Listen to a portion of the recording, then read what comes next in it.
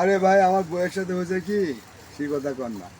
আমি বাসার যাই দেখি, রুমত যাই দেখি ভাই কিছু নাই, মালামাল নাই, খালি ঘর ফাঁকা। আর দ্বিতীয় কথা ঘটনা করলে কি ভাই, আমি তত্ত্ব দিলাম, খুঁজলাম, গোয়েন্দা বিভাগে লোক লাগাইছি, প্রশাসন বিভাগের লোক আমি। এখন বর্তমান ওই বাসা থেকে দেখা যায় সকালবেলা গোসল করে উনি ডিউটির যায়, চাকরি করে।